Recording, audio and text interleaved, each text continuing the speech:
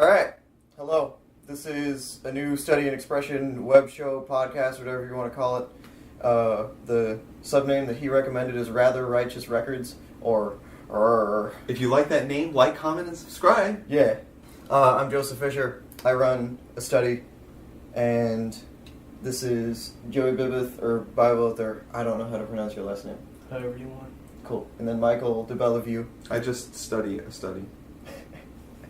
I'm just an outsider. Studies it from outside. So if you guys were to tell them anything specifically about you, what would you want them to know? I been a musician for a long time, mostly classical music, some jazz, like academic type bullshit. He has Elitist asshole. He has a bachelor's in music composition and also math. What? Yeah, also math. But like math specific or just math? Math biology. That's not relevant. I think it's relevant. It affects how you think about music. I think it's highly irrelevant. Okay. Well, what do you listen for whenever you listen to music? Is there anything in particular that really strikes you? Or doesn't, for that matter? I don't know. I used to just be into really overly complicated nonsense, and I still like that, but I think that there are just so many different elements to listen for, and it's hard to pinpoint what I hone in on. I mean, harmony is important, rhythm is important, having some formal structure, some sense of something being accomplished is nice. I don't know. You don't care about lyrics, right? Oh yeah, I hate lyrics. I can't listen to lyrics. Like, I hear lyrics as just another instrument that's making particular noises. Dude, I feel the don't same. Even perceive it as being I feel the exact language. same. So, I'm cool with lyrics, but they're a separate thing. Like, I'll look at those later and study them later. I'm not listening to them. I don't even do that. I don't give a shit what the song's about. well, you also have a lot of interest in English. I know that you have written in the past. Yeah, that's right. And you were an English major for a little bit in college, right? Yeah, I got up to like the 3,300 classes. And, Yeah, I called remember it that. quits there. Yeah, they started getting a little weird. Yeah, both of these guys I've played with for a long time. Joey and I have played together since we were, 15? And then I played with Michael since we've met. Yeah, we started before the age of consent. Yeah? Yeah. Important detail. So, let's get to the actual record that I was talking about playing for you guys today. If you decline, that's fine. I have another couple options. Yeah, I decline. This is a usurpation. I'm going to instead listen to only the most banal works of Bach. We're going to listen to a 2-hour-long contrapuntal exercise. Boy, that sounds worse than this podcast. But, so... I don't know. It's stood 200 years. Has this podcast stood 200 years? You decide. #D. So, this record, I was talking to you guys a couple days ago, and neither of you knew anything about the White Stripes. So I brought the White Stripes. Okay. And I don't know how you guys are going to feel about this. So, this is Elephant by the White Stripes. I feel kind of bad because if anybody should be listened to on a record, like a vinyl record, it's Jack White in our day and age, but I don't have the record version of this. I have a record for another one of their You're albums. so pretentious. Thank you. That's the goal. Vinyl's better. I don't know if I'd stand with that argument, though. Like, even with you making fun of me, I don't know if I completely agree with that. Making fun of a crowd of people. But There's something romantic about vinyl, but it's just so inconvenient, and I don't actually think it sounds any better. it depends. I mean, for me, with all music, and I guess all art, it's about the intent of the musician, and I'll tie that into this. What, do you think the musician intended to have their music covered over by a bunch of pops and squeaks? In this circumstance, yes. So, Yeah, I guess...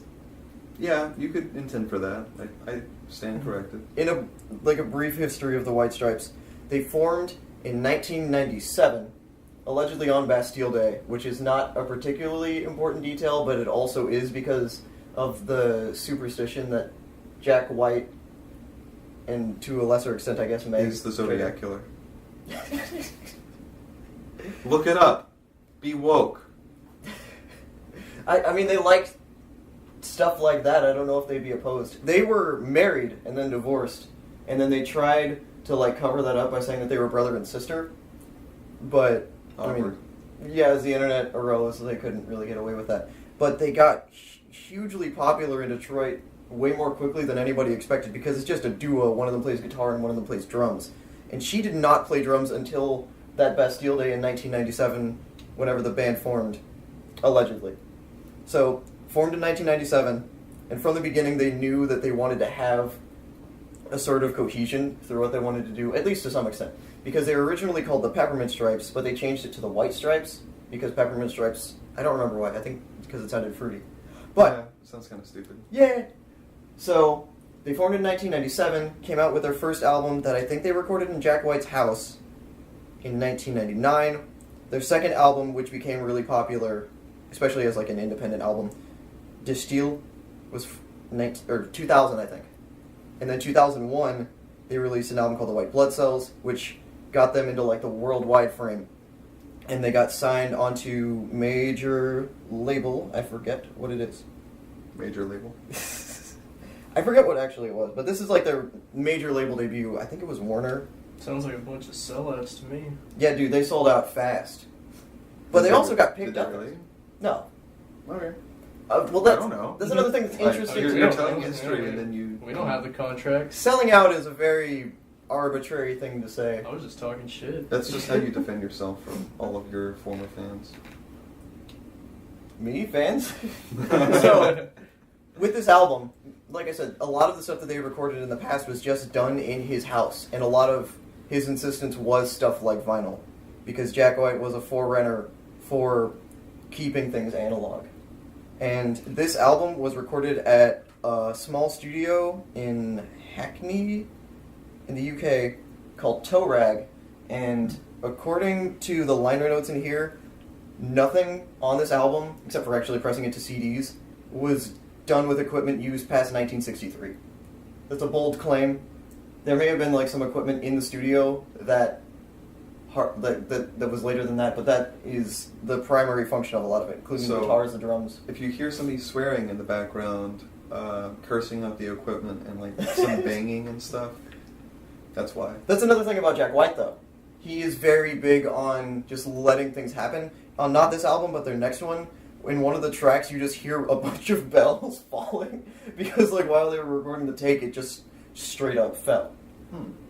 I do have a theory now. Hmm. I feel like a lot of those older albums that have like a lot of anger and aggression was probably just because of anger at the analog equipment. Well, I mean, you're an audio technician too. A lot of it's just troubleshooting, so you can imagine how exactly, if it was. Yeah. We've always worked in the digital age. Imagine what that would be like back then. Yeah, they're just fucking musicians, Really man. fucking shitty. They were probably just getting so pissed off because they just wanted to play and took their anger out on the I album. just want to play the music. I don't want any of your techno gibbly gobble. Just tell me when to play. The voice isn't that, but that just reminds me of Thelonious Monk. I wonder how he must have been in the studio. Unbearable.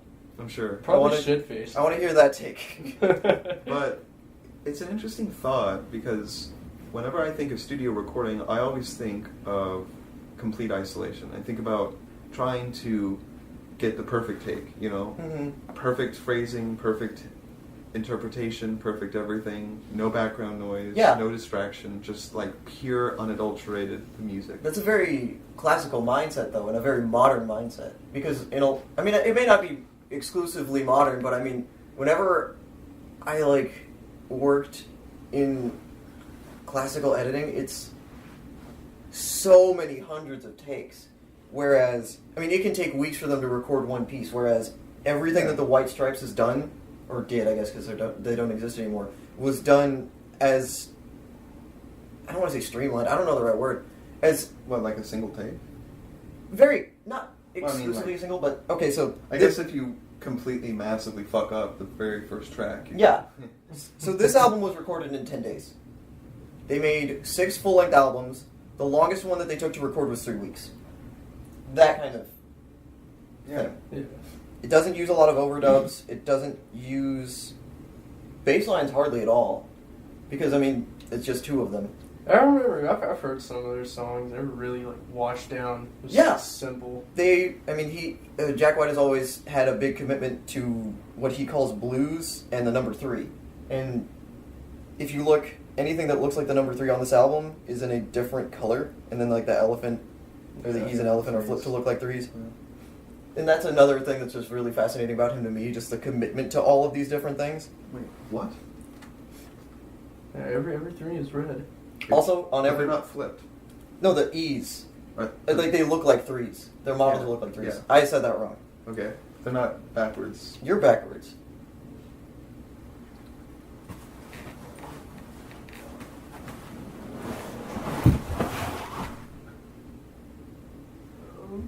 So how are you doing, Joey? I'm just hanging out, man. Okay, so... I'm trying to think if there's anything else that's particularly noteworthy about this record before we go into it. Oh!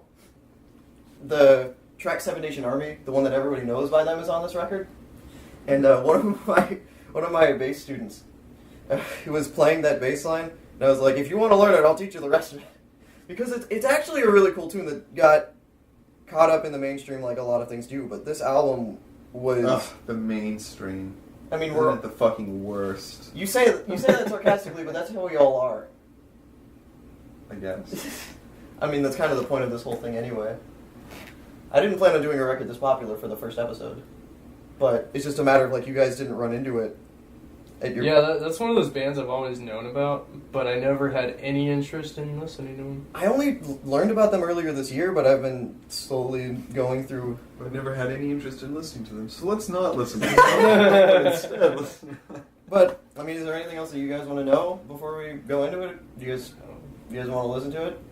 I think I've gotten a good amount of background at this point. Okay. I'm more interested now that they know the story. That's good. I mean, that's Because beforehand, Tell they're me just the like... story. That's the whole point of what I want to do. Seven Nation Army. It's the only thing I knew about. Actually, that's another thing that I think I should mention.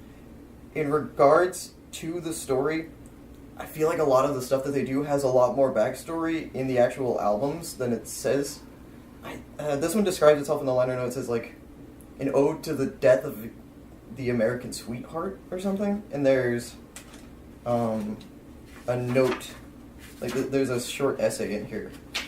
But the thing is, with his lyrics, very commonly, it's a set of things put together that you don't entirely understand. I straight up don't. I don't know what all of it means sometimes. It feels like there's a deeper meaning that could be there, or it could just be that he's just a blues man, you know? Talking about love. It's influenced by drugs.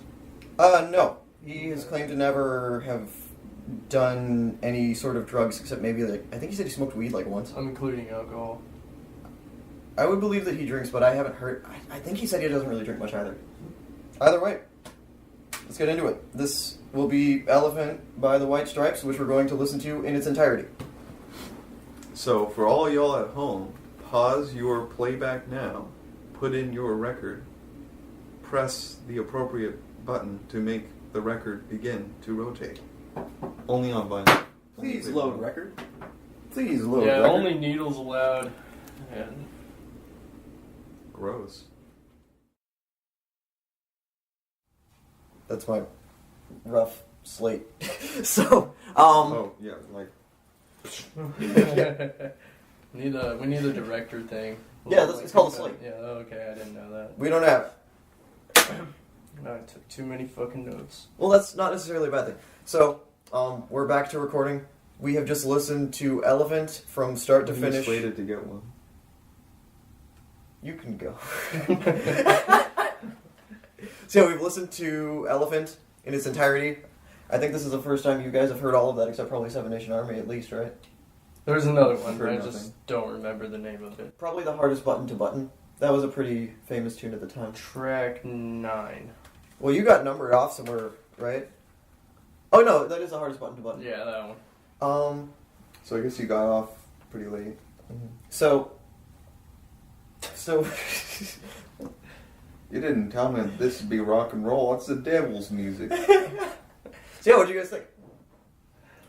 Initial reactions? Well, I thought that there was a lot to talk about. It was a very interesting album, for sure. Cool. One of the things that I found really, well, I'd say two things that I found particularly interesting, especially given today, is, I don't know about how you guys feel, but it seems like today the two things that are going on is people are going for like a really solid, refined, exact sound, like almost digital sound. Mm-hmm. Especially with things like the drumming in particular, getting a really exact sounding style. At least that's what it seems like to me. Definitely. And then the other thing that's going on is like the solo artists and the duo artists and other small ensemble artists that I've heard are all very maximalist. They really want to sound like they're not a solo act or they're not a duo act. Mm-hmm. And they want to fill out the sound as much as possible. With a lot of like looping and sampling and stuff? Yeah, looping, sampling, overdubbing. Yeah. All of these sorts of things. Electronic backing and all of these sorts of stuff. All of these techniques. And I think that they kind of were a 180 on both of those things. They had a really organic human sound to me. Like I could imagine them in the studio playing the entire time. And then also it didn't feel like it was too sparse, nor did it feel like they were trying to not be a duo. Mm-hmm. It didn't sound like if I just heard it being played, I wouldn't think that they're a duo. Yeah. Either in the sense that it sounds like they're trying to be a really full sounding duo, or that they're too sparse. Like it was a really natural sound that made it seem like it was just their artistic vision, and it wasn't compensating, nor was it intentionally pulling back or anything like that. Yeah, I would agree. What do you think? Good and bad. Yeah. I guess I'll start with good. I agree with you. I like the organic. You can hear the tubes. You can hear the analog noise. You can hear all that, which is cool. You can hear fuck-ups the entire time. I heard a lot of timing issues, bad instances. Yeah, there was... Like, it sounded real. Like, I thought that was sounded like they just played that live in one setting, a lot of it was. Jack White specifically mentioned at one point in an interview that he thought that... Or he called Meg's drumming primal, and also, like he said, he claims that she started playing in like 1997. He was like, I never wanted her to practice because it was just so raw. I can definitely hear that. Which would create timing issues. Yeah. And not only that, I did notice, like, I would say I'm just going to go straight to the bad overall. Oh. Can we pause for a second? Do. Sorry, we're good. Good. I thought there was something wrong with it. No. Okay, so yeah. What did you dislike? Oh, yeah, overall, like, okay, I love the sound, the way it was recorded. Mm-hmm. I like the tones, the way it all came out. I thought all that was awesome. I think some of the... I don't want to blame... Actually, I'm not going to talk about mixing issues because the way it was recorded explains some of them. Like, a lot of times the kick, drum, and snare were just buried. Couldn't hear any of that. That also... Yeah. Not as an excuse, but because they were such a fan of recordings from an older era, that might not even be an accident. I don't know. That's why I'm saying I'm not even going to bother with that. Because everything that you work on a lot of what you listen to is very much like kick and snare is God. Yeah, for sure. God. Yeah. But no, the biggest things that bothered me were the composition. Way too much repetition for me, and way too much of that EDM kick drum. The dun. There was a lot of floor and track, a lot of repetition. By the time we got down to like around track 11, my shit's off. But I actually wrote a note because I got pissed. The whole album just made me kind of pissed off. Really? Like, more and more pissed off. Wait, what? Okay, so this is for his track 11. Oh yeah, it sounded like Pantera in the beginning. It had that grindy electric noise to it. So this brings me to a question that I have for the two of you, which is pertaining to the drumming. Yeah. Do you feel like because it was obviously very direct and arguably simplistic, Yeah, without patterned. a doubt. Yeah. And do you feel like that was a result of intentional artistic vision or a result of technical limitations on the part of the drummer, or both? I think, yeah. 'Cause I had this whole vibe throughout the whole album that, like, these people aren't actually musicians, but they're doing this because they literally have no other choice. Well, Like, in response to that, I don't know much of Meg White's history because she's a much more secluded person, but Jack White was an upholsterer. He was an upholsterer up until their second album, whenever he did an international tour, if I remember correctly. yeah, like, they didn't even sound like musicians. I mean, they did, but...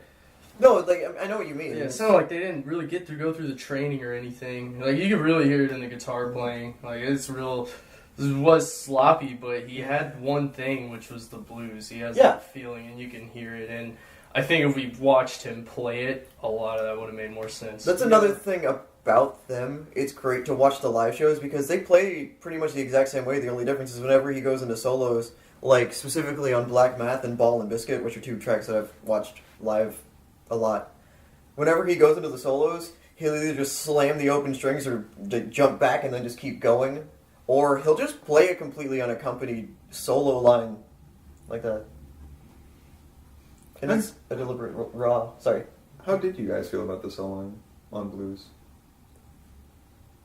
Well, that's another thing about him that causes a lot of... He has the feeling. He's got the important part, the part most people I don't think get, but I don't think he practiced it. I don't think he practices like the right stuff. To me, I mean, he's not showcasing it if he does. the biggest issue was that his phrasing seemed incredibly limited to me. Like everything was ba da da da da da, like yeah, dum da da da da da da. Ba da da da da da ba da da da da da da. Very much sets of four and stuff. No, I don't just mean sets of four. I mean like no, like sets of four measures. Oh yeah. It's... Oh no, not sets of four measures. Like just beat one, and then he comes in either on the end of one or on the two, and then he plays to the end of the bar, and then stops for like a big hit on the drums or big guitar chord or something like that, and then plays another single measure or something, and then plays another. It's like it's not going anywhere. It ends up being really choppy. I mean, I had that vibe for the whole record. Yeah, I agree. Honestly, like it felt like it really was reflected in his soloing, especially. Oh, yeah. Do you guys think that's a negative thing, or do you think that's something that's based on your own taste? Is that something you would consider an objective fault? I think that it's not bad to have certain phrasings. I think that it's bad when it's not intentional, but as a result of a limitation, because you want musical ideas to flow freely, and you have musical ideas. Not all of them are going to naturally be short, not all of them are going to naturally be long, and you should have the ability as a musician to play a long phrase, to play a short phrase, to play a phrase that goes over the bar, that starts in any place in the bar, because you have to be able to communicate how you feel and what's right for the music in that moment. Yeah, that's fair. I don't have much of a thought on that. That's fair. I agree. Something that I noticed. Oh, sorry. You want to go? No. One of the songs that I, from a musical standpoint, have disliked, because I like the entire album, but this particular song has never been as interesting to me, is You've Got Her in Your Pocket.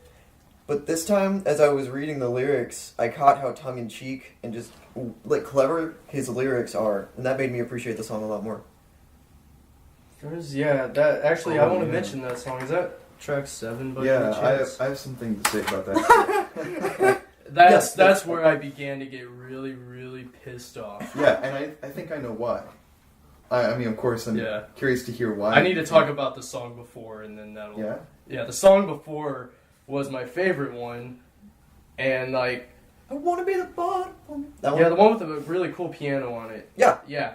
And I love that. Like, that was, like, the fullest they sounded, in my opinion. Yeah, I really liked that track, It got too. the whole... It brought a new vibe to the record, and the album flowed really well up until the end of that song. Oh. And then I feel like the rest of the album fell apart after that. That's really funny, because I like a lot of the music... I like the second half a lot better. Well, actually, no. That's hard to say. I like a lot of the second half. To me, it's just that one particular song. That song, Hypnotize, is probably my favorite. the line that's like boom, boom, boom, boom, boom, boom, boom, do, do, do, do, do, do, because it's just a fun little thing. I think like the album flow should be mentioned though, because like track 6 here, the one before the acoustic one, Track 6. It brought this new energy and vibe to the entire record, and they could have continued that, but it never came back. I was waiting for that to come back, and it never did. That's interesting. Well, I felt like some of that came back in the very end, like track 13. Yeah, at the very end. Some energy. Yeah, at the very end. But to me, that was definitely a problem. Everything felt kind of mid-tempo. And the thing about albums that are mostly mid-tempo is as soon as they try and play anything that's low-tempo, you just immediately die inside. Oh, that's interesting. And this is not me shitting on something that's not my preferred genre. You remember that album that I was showing you, the Bill Evans album? Yeah. I love that album to death, but he does the same fucking thing. Like, everything is mid-tempo, and then he tries to go into something that's more like a slow ballad type of thing, and you're just like, oh, so boring, kill me now. Even though it's great music. And that's the thing. I was listening to that track, You Got Her in Your Pocket, and if you just take it completely out of context and just interpret it as like a nice it was a great ballad, song. it sounds nice. Yeah. But in context, you're waiting for that energy, like you said. You're waiting to because he break gave out of it this to kind you. of sluggy stuff. The song before, it's like you had it. It was like there. And then Yeah. So what do you think would have happened if that song was just cut from the record? I was thinking that, and if the song after track 7 was energetic also, it would have worked, but... So you think if they had reordered it a little bit? I think maybe? if they just reordered... Yeah, I think it... Like, I want to say around here, around, like, between track 7 and 9 or 10-ish, like, up until that commercial-sounding thing. Which one is the commercial-sounding thing? you mean the man's voice? Yeah, the man's voice. It sounded like a commercial. Yeah. It sounded like a commercial. That's Little Acorns. I love that track. That was funny, yeah. I love was that cool. track because all of the issues of homogeneity and mid-tempo type of stuff, as soon as that came in, all of that was... That brought my attention back, Yeah. Yeah, that was a savior. But That's good to know. all the tracks up before then, like those 3 in the middle, just I don't know. Yeah, I think if those they could have just gone without them in the record, even maybe. Yeah, honestly, they kind of sounded the same. Yeah, That's interesting. I don't know. but I don't know. A lot of it may have to do with the writing too. It also could have to do with just this is the first time you're listening to all of it, you know? Which is part of the whole point of this, you know? Yeah, Does it affect you on the first listen? First listen on a genre and band we've never really messed with. Like, at least you and I haven't messed with. Like, I've done like punk and stuff, but that's not punk. I mean, like, This is just rock. yeah, it's just like blues rock, Yeah. which is kind of universal. Yeah. I mean, that's part of probably why they got so popular. They were simple and effective, which is great. I'd want to see him live. Yeah. Yeah, I want. Like I think sitting here listening to the records isn't enough for a band like them. They have live albums. And some of their albums, like their next album, which I almost brought, it's much more effective as an album. Yeah. Their stuff before this was much more like they were playing songs, whereas, I don't know, their last album, Icky Thump, sorry, but their 5th album, Get Behind Me, Satan, is a much more cohesive album. And there's something else I was going to say. I don't remember. So I guess it wasn't that important. Oh, man. Let me jog your memory. Oh, man. I don't want to just shit on the album the entire time, because there were a lot of things that I liked. Yeah, is there anything that you want to mention that you didn't? Yeah, that I didn't like? No, that you did, that you didn't mention. Yeah. There's some things, like, one thing that I really liked, I guess this plays off of the naturality thing, but like on the last track, the way that they used each other's names. Yeah, well, that song... That was cool. Yeah. That song is just a really funny, like, tit for tat, like, hey, do you like me? Yeah, I kind of like you, but also no. Like, I don't know if you guys caught these lyrics, but like... Yeah, it was really cool. Yeah, that was fun. Like, Jack, it's a shame about the way that you look. I gave that horse a carrot so he'd break your foot. Like, stuff like that. It had that musical feel, and that was the first time I actually paid attention to the lyrics for this whole Wow, thing. really? I didn't really pay attention That's to cool. any of the lyrics. Yeah, and the lyrics were also pretty solid. And I say that as somebody who hates lyrics. That's good to know, yeah. I could tell he was telling a story, and Yeah, I heard random lines. I was like, okay, he's onto something. I'm just not paying attention to it. And a lot of the way that the lyrics fit together as a narrative throughout the whole thing is interesting. Up until you got her in your pocket, honestly.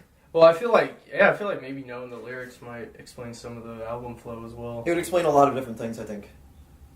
Maybe. It's hard to catch that on the first listen. Yeah, for sure. What do you guys think of Cold Cold Night? I like that song a lot. The one where Meg sings. And it is pretty much just bass and... And actually, that's an organ. Did you say the fifth track? Oh, okay. Yeah, it's like a photo.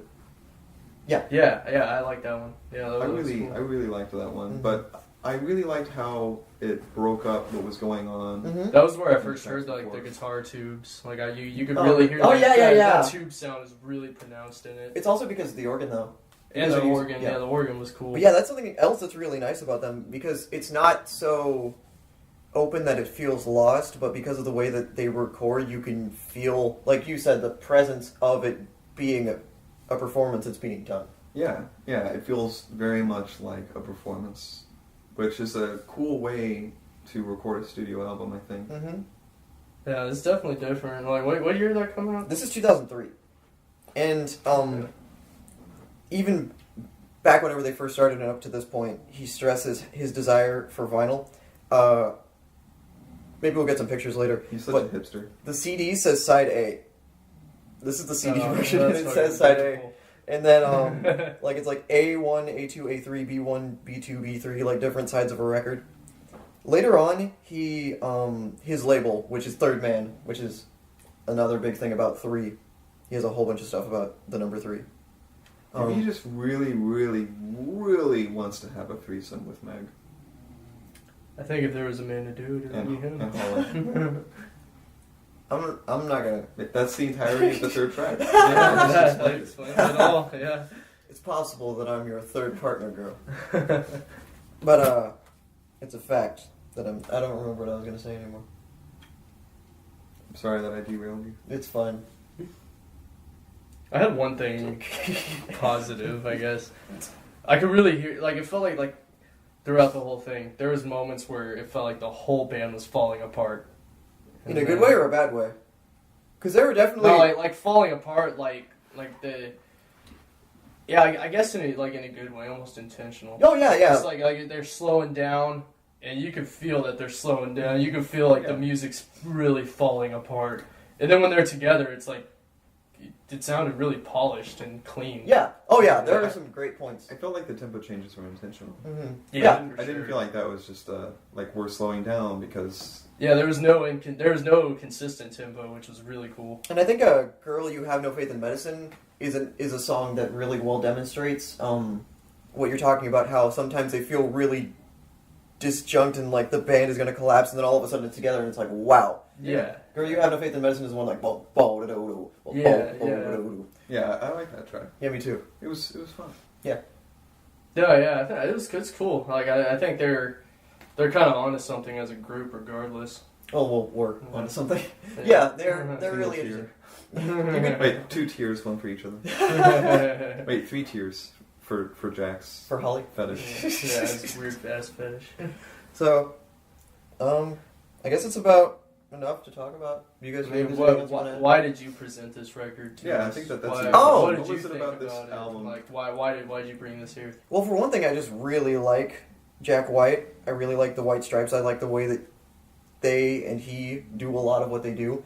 And then I thought it would be interesting because you're a guitarist and an audio engineer who had not heard them. So I was interested in your thoughts on, like, his guitar playing and how the audio was, like, put together. It's very much Jack White's thing. Yeah. I feel like that's very communicated in the music. That It's his own his sound. artistic vision and it's his compositions for the most part. Yeah. And he really has a very clear, thick stamp on everything that they put out. Yeah, exactly. It's hard to, like, go about that because you don't want to. I don't want to discredit Meg whenever I talk about this, but at the same time, it's hard to know how much she was involved in it because she is a very introverted person. Even in interviews, she doesn't talk that much. She is just shy, and like you said, it's hard to know how much she was into it. Yeah, and I guess it's kind of presumptuous for me to say all of that without having done as much research, but that's at least how it sounds to me. You're good. Yeah, he wrote, I think, just about all the music. But the reason that I thought it would be good whenever we got you on was because you listen to jazz and you listen to avant-garde 20th and 21st century classical music, some really... Bad shit. Yeah, some airy, pretentious bullshit. So whenever... Lots of schizos. Yeah, so I wanted somebody that had the same kind of air and superstition as those crazy classical musicians, but with the raw, straight-ahead rock and blues influence that you don't get as much of in your listening background. I get plenty of raw blues. Well, blues... But I mean, like, it's jazz blues. Yeah, right? yeah, It's like exactly. Venus, you know, This is like the... I don't want to say the inverse of that, but it's later on in the spectrum. It's different. Yeah. And it's one of the things that's fascinating about blues is that you got your jazz blues, which is almost scholarly while still being raw. Like, there's a lot of... Blues with chord changes. There's a lot of chord changes. There's a lot of thought put to phrasing and Yeah. accomplishing things with your solos and like having a big arc to your solos and these sorts of things. And then there's Mississippi Delta blues, which is like totally different. And that's what we listen to, like Sun House and... It's like a raw vocal, you know, like, I've been down on my luck, living in a van down by the river type That's of thing. not Just a shit ton of pentatonic scales. Yeah. And And that's where this comes from. Well, I'm not so sure about that, because then there's also this blues rock, like Chicago blues. Well, he grew up in Detroit. They both were from Yeah, Detroit. like north, like... yeah. But he has said that a lot of his influence is the Delta blues. It's just that not all of it shows because of how much of his... I mean, just everything that he does. I think it was later in his career, too, kind of. Or I guess in the middle. Have you heard his earlier albums? You might say differently, but... Yeah. I mean, that's another thing about this whole project. It's like going through the history of a group or an artist, you know? You can't go through all of it, so... But do you feel like knowing the history helped you listen to I this? wonder what amps he was using on this. I don't know. I'm sure you could find it, though. Do you feel like all the backstory like helped you listen to this? It's good to have context. Yeah, I think it made it more interesting. That's good. Because, I mean, like, if I was just to listen to this on my iPod headphones just casually, like, there probably wouldn't have been any interest. I'd probably be like, why am I listening to this? Yeah. But, like, having the context and hearing it through some good speakers, like, yeah, this is kind of cool. Yeah. It's different. I think it sounds like a pretty solid, like, road jam. I might jam it on my drive back up to Nebraska. Nice. And that's another thing. Because That's of all like, the, like... 10, you know, 20 albums you can listen to. because of all the, you know, the four on the floor type Yeah. of stuff, the Yeah. formality, I think that translates pretty well to it sounds pejorative of me to say background. Like, that's a bad thing. we know what you mean, though. But it's not necessarily a bad thing. I mean, music is designed to be entertaining in whatever interpretation you take it. I mean, Yeah.